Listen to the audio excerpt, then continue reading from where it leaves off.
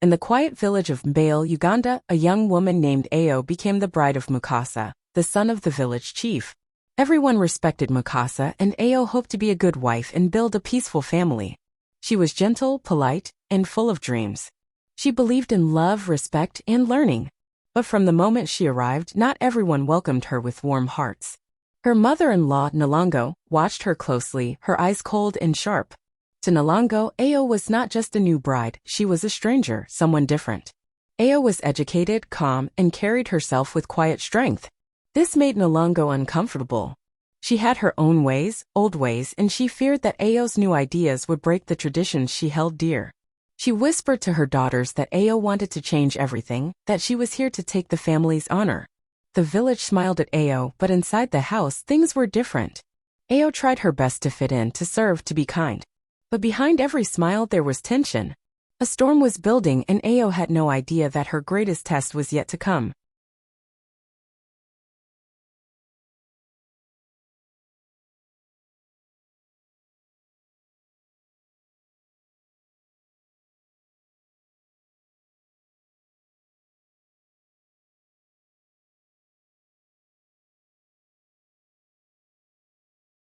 From the day Ayo arrived in Bale village, everything began to change. She wasn't just a new bride, she was smart, kind, and full of quiet strength. The village women started coming to her for advice. The children followed her, calling her Auntie Ayo, always laughing and holding her hand. She told them stories, taught them songs, and helped them write their names in the dirt. Everyone admired her. They said she brought calm like the cool breeze after a long hot day. But inside her new home, trouble was growing. Nalongo, her mother-in-law, watched her with sharp eyes. She didn't like the way people praised Ayo. She's trying to shine too bright, Nalongo whispered to her daughters. She wants to take our place. The daughters nodded, their hearts full of jealousy. They were used to attention. Now it was all about Ayo. Nalongo couldn't take it. She didn't care about Ayo's kindness. All she saw was a girl who made her feel small. A girl who had papers and big words. In her heart, Nalongo made a decision: Ayo must be brought down. Ayo, unaware, kept loving and serving everyone. But the people closest to her were already planning to break her spirit.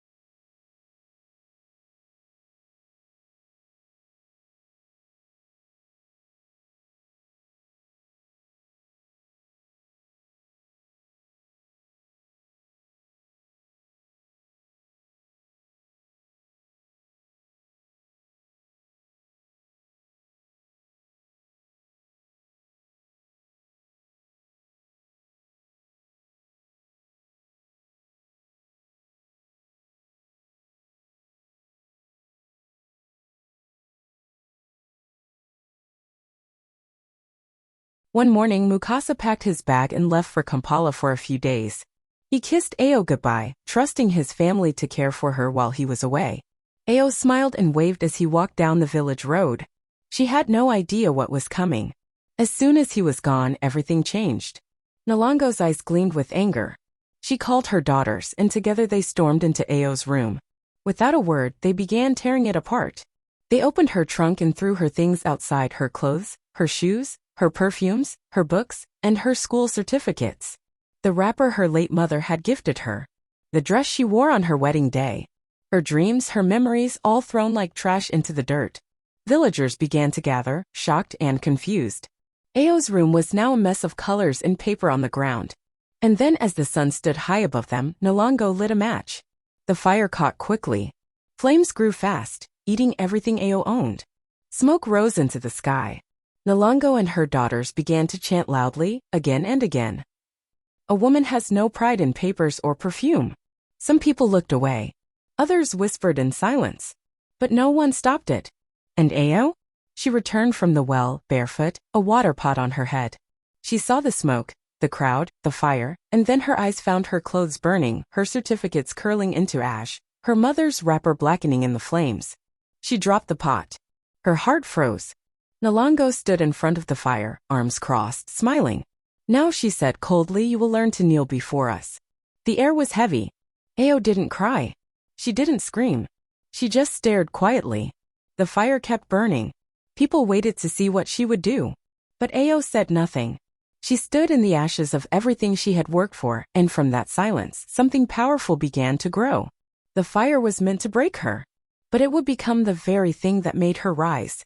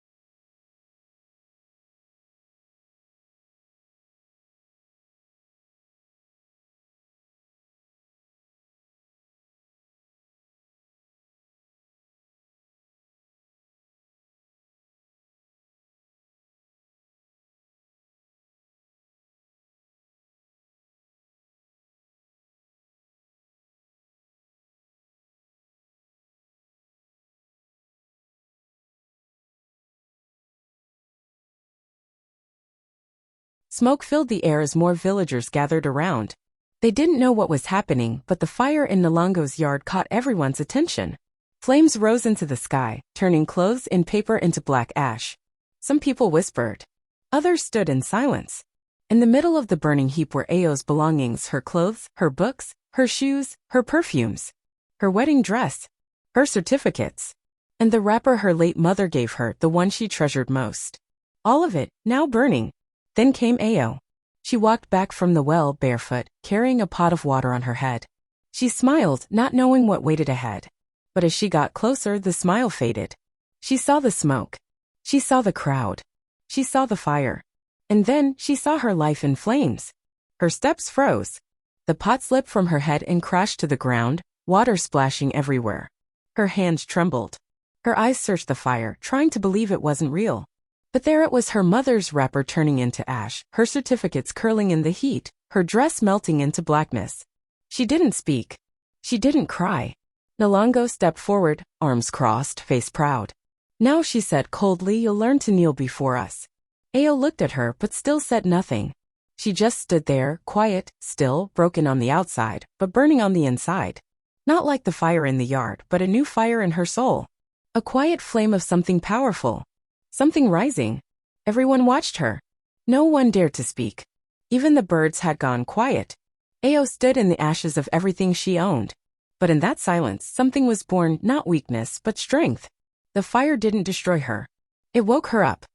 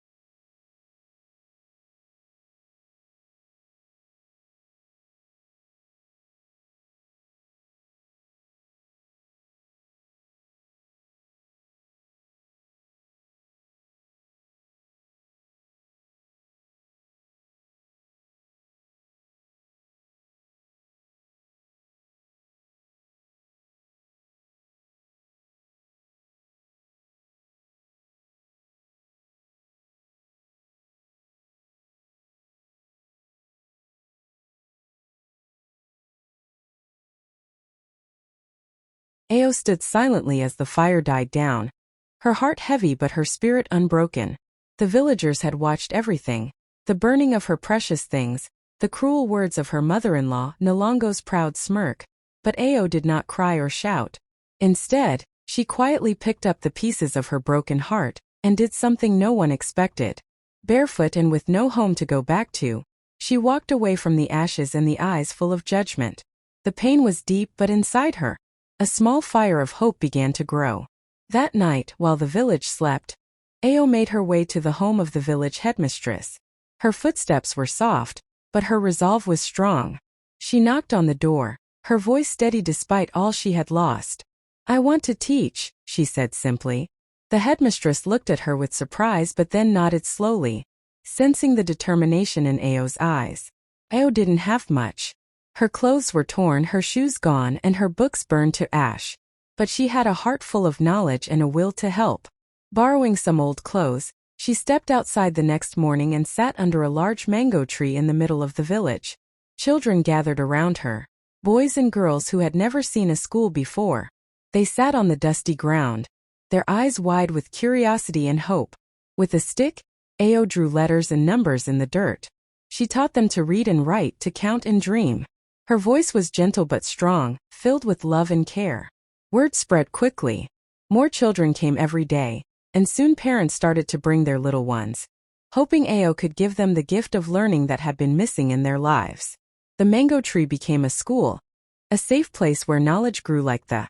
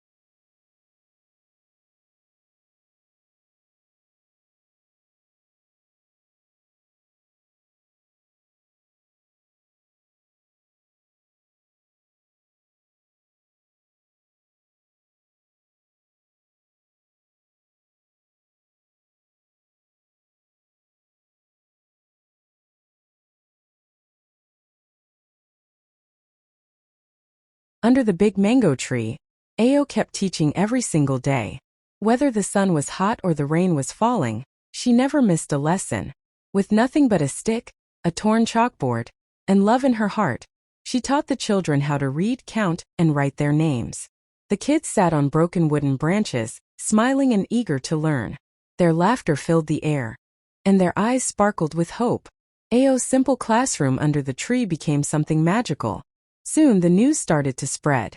People from other villages heard about the girl who teaches under a tree. Parents from nearby villages began walking for hours just to bring their children to her. Some brought food, others just gave blessings. No one had seen anything like this before. A school without walls. A teacher without pay. But love was enough to keep it growing. One rainy afternoon, someone took a photo of Ao, standing in wet clothes, teaching with a torn chalkboard while children listened carefully, sitting on muddy ground. The photo was shared online. Within days, it went viral across Uganda. People were shocked, touched, and inspired. How could someone who lost everything still choose to give so much? NGOs and kind strangers started reaching out. "Who is this woman?" they asked. "How can we help?" Donations started coming in. Volunteers visited. A small idea born from pain was now becoming a big movement powered by love. Ao didn't plan any of it. She just wanted to teach. But the mango tree had become more than a classroom. It had become a symbol of strength, of kindness, of rising from ashes. The girl who was once left with nothing was now building something beautiful. And the whole country was starting to notice.